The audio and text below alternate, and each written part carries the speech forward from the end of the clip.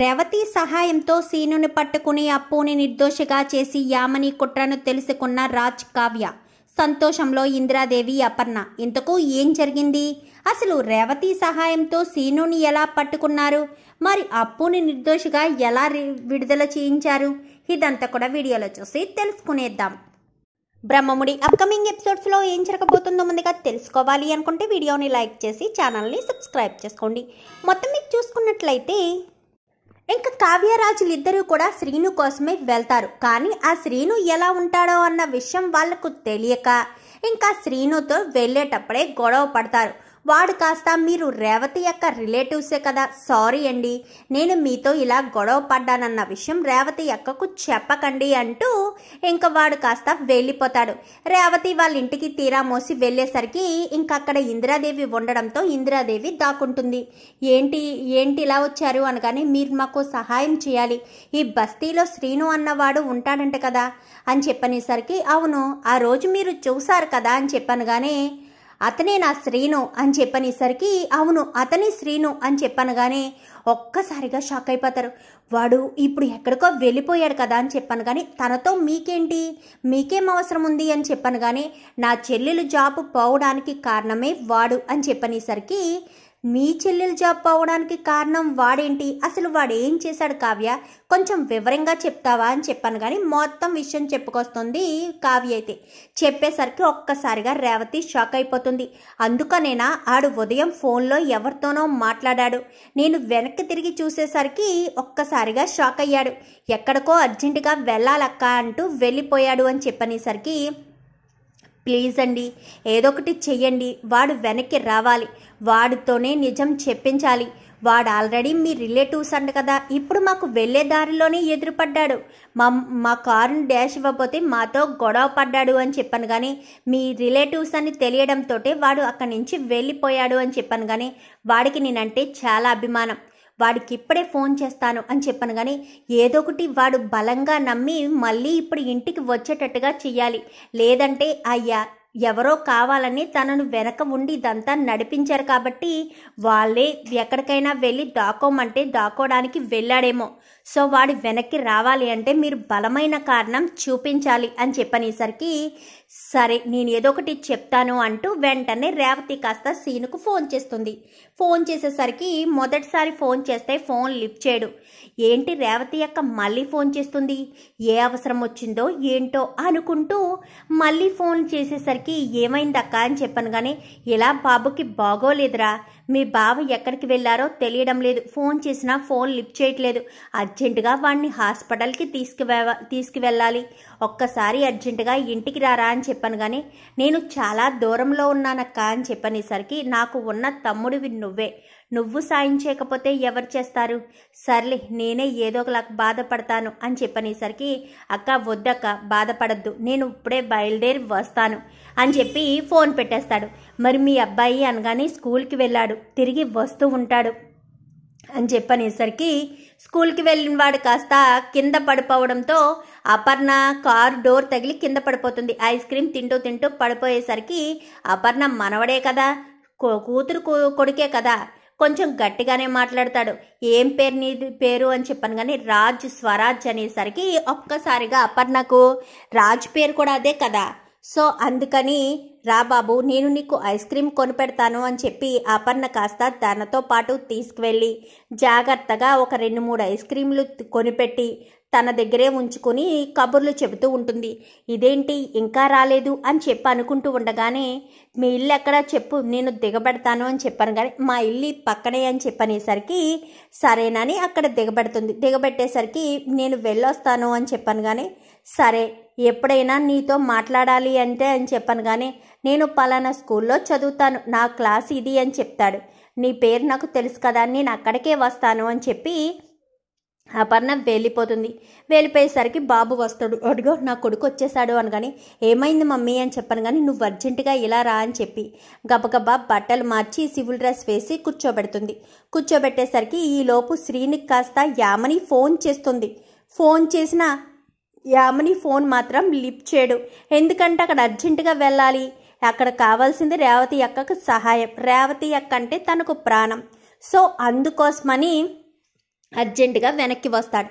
వచ్చేసరికి ఏమైందక్క బాబేడి అని చెప్పాను. కానీ మీరేంటి ఇక్కడే ఉన్నారు, మీరు ఉన్నారు కదా, మీరుండగానే మా అక్క నాకెందుకు ఫోన్ చేసింది, నన్నెందుకు హెల్ప్ అడిగింది అని చెప్పనేసరికి మీకు అప్పు తెలుసా అని చెప్పాను. కానీ అప్పునా, అప్పు ఎవరు అని చెప్పాను. కానీ పోలీస్ ఇన్స్పెక్టర్ అపూర్వ అని చెప్పనేసరికి అపూర్వ మేడం అది అది అని చెప్పాను. కానీ పారిపోవడానికి ప్రయత్నించడంతో ఒక్కసారిగా రాజు పట్టుకోవడంతో చెప్పు, నీ వెనక ఇదంతా ఉండి ఎవరు చేయిస్తున్నారు, అసలు అపూర్వ మేడం నిన్ను లంచం అడిగిందా అని చెప్పనేసరికి లేదు సార్ అని చెప్పనేసరికి మరి ఎవర్రా నీకు వెనకాల ఉండి ఇదంతా చేయించారు, మరి తన జాబ్ ఎందుకు పోయేటట్టు నువ్వు చేశావు, తను లంచం అడగకుండానే లంచం అడిగిందని ఎందుకురా చెప్పావు, చెప్పరా సీను, వాళ్ళు మనకు కావలసిన వాళ్ళురా, వీళ్ళంతా మన బంధువులే, అలాంటిది మీ అక్కను బాధపడతావా, నేను బాధపడితే చూడలేని వాడివి, నాకు సంబంధించిన వాళ్ళు బాధ పెడితే నేను బాధపడతాను కదా అని చెప్పాను. కానీ వద్దక్క,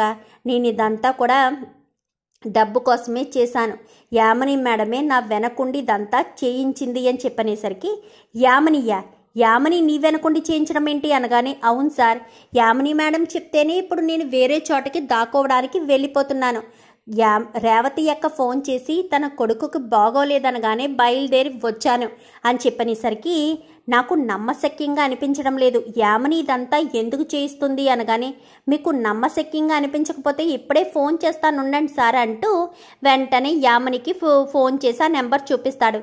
ఇది యామిని నెంబరే, ఏంటి శ్రీను నేను వెళ్ళమన్న చోటికి వెళ్ళలేదేంటి, వెళ్ళి అక్కడ దాక్కోమని చెప్పాను కదా, రేపు నువ్వు కోర్టు సమయం వరకు బయటికి రావడానికి వీల్లేదు, నేను వెళ్ళమన్న చోటికి నువ్వు వెళ్ళి ముందు అని చెప్పనేసరికి సరే మేడం ఇప్పుడే వెళ్తాను అంటూ ఫోన్ పెట్టేస్తాడు. ఎప్పటికైనా నమ్ముతారా సార్ అని చెప్పనేసరికి ఏంటి కళావతి గారు ఏంటిదంతా అంటే అప్పుని ఉద్యోగంలోంచి తీయించాలని చూసింది యామినినా అని చెప్పాను. కానీ మీకు చెప్పలేదు కానీ రామ్ గారు, ఇంతకుముందు స్వప్నక్కను కిడ్నాప్ చేయాలని చూసింది కూడా యామినియే, ఆఫీస్లో ఆ సిద్ధార్థతో ప్రాబ్లం క్రియేట్ చేసింది కూడా యామినియే, యామినికి మీరు నేను కలవడం అంటే ఇష్టం లేదు, యామిని మీరు ఎక్కడ నాకు ప్రపోజ్ చేసేస్తారేమోనన్న భయంతోనే యామిని ఇదంతా చేసింది అని చెప్పనేసరికి ఒక్కసారిగా రాజు షాక్ అవుతాడు. ఇప్పుడు మీరు వెళ్ళి యామినిని అడిగినా ఎలాంటి ఉపయోగం ఉండదు, అందుకని మీరు ఏం నిర్ణయం తీసుకోవాలో మీరు నిర్ణయం తీసుకోండి ముందు అని చెప్పి రాజుకి చెప్పి ప్లీజ్ శ్రీను నువ్వు చెప్పే నిజంపైనే నా చెల్లెల జీవితం ఆధారపడి ఉంటుంది అనగాని ఒరే శ్రీను నా కోసం నిజం చెప్పరా అనగాని సరే అక్క నీ కోసం మాత్రమే నేను చెప్తాను, ఎందుకంటే నువ్వు బాధపడడం నాకు ఇష్టం ఉండదు, నిన్ను నేను సొంత అక్కలా అనుకున్నాను కాబట్టే నీ గురించి నేను కోర్టులో చెప్తాను, కానీ అప్పటి వరకు ఆవిడకి అనుమానం రాకూడదు కదా, అందుకని ఆవిడ చెప్పిన ప్లేస్కే వెళ్ళిపోయి అక్కడే ఉంటాను అని చెప్పాను. కానీ నిజంగా మాట మార్చవు కదరా అని చెప్పాను. కానీ నిజంగా మాట మార్చనక్క, నిజంగా నేను కోర్టులో చెప్తాను అని చెప్పనేసరికి సరే అని చెప్పి ఇంకా కోర్టు మరుసటి రోజు ఉదయాన్నే కోర్టు దగ్గరికి వస్తారు. అక్కడికి రేవతి కూడా వస్తుంది. రేవతి కూడా వచ్చేసరికి ఇంకా మీరు ఎందుకులేండి అని చెప్పాను. కానీ నేను ఉంటే వాడు నా మాట వింటాడు అనగానే రేవతి కూడా వస్తుంది. కానీ పక్కకు దాక్కునేసరికి ఇంకా రేవతితో సీను మాట్లాడి సరే అక్క నేను చూసుకుంటాను నువ్వు కంగారు పడకు అని చెప్పి శ్రీని కాస్త బోన్లో నిలబడి ఇదంతా నువ్వు ఎందుకు చేసావు, డబ్బు కోసం ఇదంతా చేసావా, నువ్వు అపూర్వ మేడం నిజంగానే నిన్ను లంచం అడిగిందా అనగానే లేదు సార్, ఆ మేడం అసలు నన్ను లంచం అడగలేదు, నేను ఏ పర్మిషన్ కూడా తీసుకోలేదు చెప్పేసరికి యామిని ఉండి చెప్పడం ఏంటి అని చెప్పాను. కానీ అవును యామిని మేడమే చెప్పారు, అపూర్వ గారి మీద ఏదో కోపం ఉందంట, అందుకని ఈ ఎలిగేషన్ తీసుకొచ్చి ఆవిడకి శిక్ష విధించాలంటే ఉద్యోగం తీసేయాలి అని ఈ ప్లాన్ చెప్పి ఆవిడిదంతా చేయించారు అని చెప్పనేసరికి ఒక్కసారిగా షాక్ అయిపోతుంది యామిని. ఇదేంటి వీడు ఇలా చెప్పాడు అనుకుంటూ ఉండగానే ఆ యామిని ఇప్పుడు ఎక్కడుంది అనగానే పలానా చోట ఉంటారు అని చెప్పేసరికి యామిని అక్కడే ఉంటుంది. అదిగోండి యామిని మేడం అని చెప్పాను. కానీ యామినిని కాస్త అరెస్ట్ చేస్తారు. అరెస్ట్ చేసి ఎందుకు ఇదంతా చేశావు, ఒక సిన్సియర్ అయిన గవర్నమెంట్ ఆఫీసర్ మీద ఎలాంటి తప్పుడు ఎలిగేషన్ తీసుకురావడం ఎంత తప్పో తెలుసా, నీకే శిక్ష విధిస్తున్నాను, నెల రోజుల పాటు నీకు సాధారణ జైలు శిక్ష విధిస్తున్నాము, ఇంకెప్పుడు ఎలాంటి ఎలిగేషన్స్ తీసుకురావడానికి వీల్లేదు, నీకు ఇదే చివరిసారిగా మందలిస్తున్నానంటూ సీన్ కాస్త రిలీజ్ చేసేస్తారు. యామినికి కాస్త శిక్ష పడుతుంది.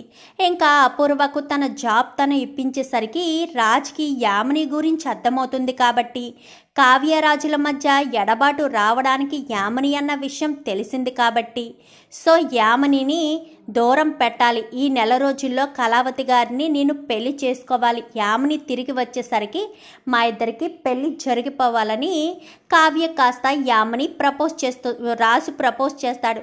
ఎందుకంటే యామిని లేదు కదా, సో ఆటంకాలు కలిగించి వాళ్ళు ఎవరు ఉండకుండా ఉండేసరికి రాజ్ కావ్యకు ప్రపోజ్ చేసేసరికి ఇంట్లో చెప్పడంతో 15 రోజుల్లోనే మా పెళ్ళి జరిగిపోవాలి. నన్ను కళావతిని విడదీయడానికి యామిని కుట్రలు చేసింది. ఇవన్నీ జరగడానికి కారణం నేనే. అందుకే కళావతి గారిని నేను పెళ్లి చేసుకుంటే ఆ యామిని ఏమీ చెయ్యలేదు అని చెప్పి రాజు ఇంట్లో అందరి ముందు చెప్పేసరికి అందరూ సంతోషపడతారు. కానీ రుద్రాని వాళ్ళు మాత్రం సంతోషపడరు. ఏదో ఒక రకంగా ఈ పెళ్ళి ఆపేయాలి. యామిని బయటికి రావడానికి అవకాశం లేదు కాబట్టి మనమే యామినికి సహాయం చేయాలని ఇంకా రుద్రాని రాహుల్ అయితే అనుకోవడం జరుగుతుంది. మరి కావ్యరాజుల పెళ్లి ఆపడానికి రాహుల్ రుద్రాని ఎలాంటి ప్లాన్లు వేస్తారు? యామిని జైల్లో ఉంది కదా, జైల్లో ఉన్న యామిని బయటికి వచ్చే వరకు ఈ పెళ్లిని వాయిదా వేస్తారా? మరి పెళ్ళి ఆపడానికి ఎలాంటి ప్రయత్నాలు చేస్తారు? ఇంకా రేవతియే ఇంటివి కూతురని కావ్య తెలుసుకుంటుందా? తను ఎంతో ప్రేమగా చూసుకుంటున్న ఆ మనవడే తన సొంత మనవడని అపర్ణ ఎప్పుడు తెలుసుకుంటుంది? మరి అపర్ణ రేవతిని క్షమించి ఎప్పుడు ఇంటికి తీసుకొస్తుంది? ఇదంతా కూడా రాబోయే ఎపిసోడ్స్లో చూసి తెలుసుకునేద్దాం. మా వీడియో కనుక మీకు నచ్చినట్లయితే వెంటనే లైక్ చేసి మా ఛానల్ని సబ్స్క్రైబ్ చేసుకుని పక్కనే ఉన్న బెల్ సింబల్లో ఆల్ పై క్లిక్ చేయండి. ఎలా చేయడం వల్ల అందరికంటే ముందుగా చూడవచ్చు.